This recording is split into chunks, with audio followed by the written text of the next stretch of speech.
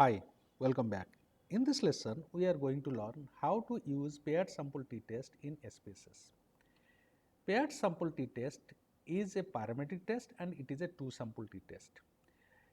It is not like independent t-test where we are having two independent samples. That means samples were not dependent on each others. Here, these are the dependent samples, mean or related samples. Okay. That means the samples are mutually inclusive. Okay. So let us see the case, then we will understand. Okay. So this is our data. There is one organization and the organization did some survey and it has found that the employees were having some attitudinal issues. Therefore, what the organization planned, it planned for one training program and executed the same. And it wants to measure whether after the training program was organized, there is significant improvement in the attitude of the employees or not. So before organizing the training program, their attitude was measured. This was the measure that attitudes like respondent 1 attitude was 22 and after the training program 35, then respondent 2, that is participant 2 was 26, then 36, then 3 it is 28, like this. This is the data. Okay. So here what happens, in case of independent t-test, we are having the two group of employees, okay, and their performance or their data was written here. But here what happens, there is only one group of employees and their attitude before and after has been measured. So these are called related samples as well. Okay.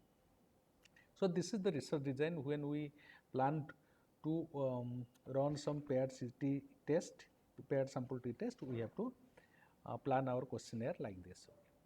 So first thing that we have to run a that is normality test. That means this data has to be normally distributed because it is a parametric test. Okay. Number two, homogeneity of variance we cannot run because there is no categorical data. However, we have to check this.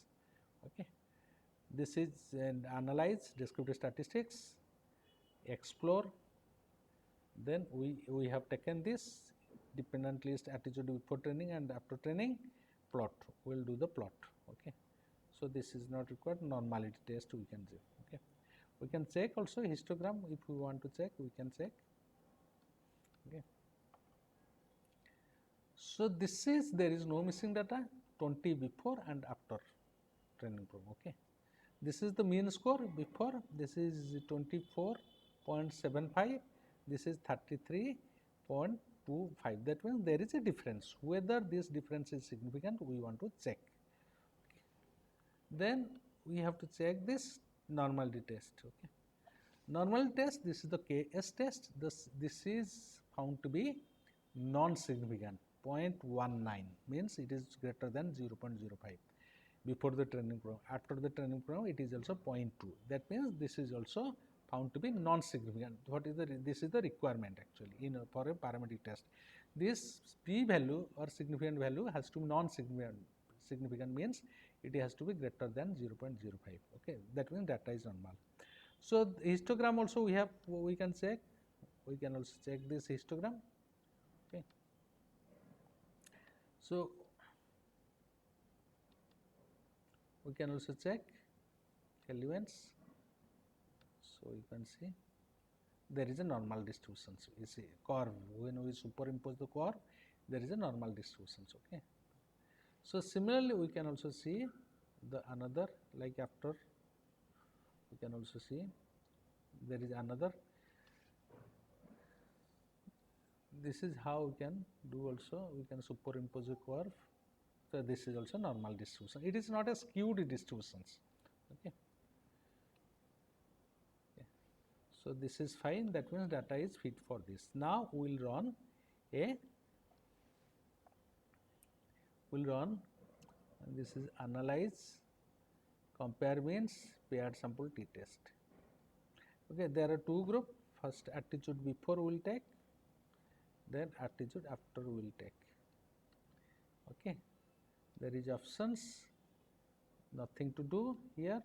5% significant level we are taken, 95% confidence interval level. Okay, 5% we are taking. Okay, then we can go for OK. So this is the summary. Okay. So this is the mean we have found, like paired sample statistics 24.75 before and after this 33.25. Okay, there is a correlations. So paired sample so there, what is the correlation between? There is a low correlation. It is low positive correlations. It is showing, means there is no strong correlation. It is not showing before and after training program data. Okay. So it is, because if it is something, it is less than 0.3, it is, that means low positive correlations. If it is something greater than 0.6, then we can call it that there is a high correlations. Okay. So here uh, like okay, so this table is important. Okay. So we can see this is the mean is this minus 8.50. Okay, this is the difference. Okay, so this difference we are getting. Okay, so this is the standard deviation, this is the standard deviation.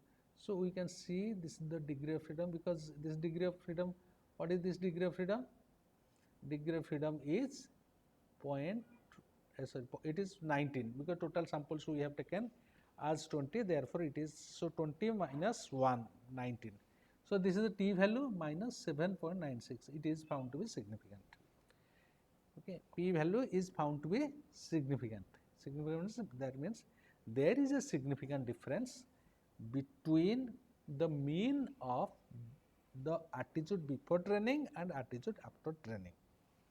Okay. This is, that means there is significant difference, means we fail to accept the null hypothesis. Null hypothesis tells, so there is a significant difference. So on an average, what we have found, that means the employees are having greater attitude towards like work uh, after the training program. Okay, we have found. Okay, that means training has been effective. Okay, this is what we can conclude. Okay, so that's for the lessons. I will see you in the next one. Thank you.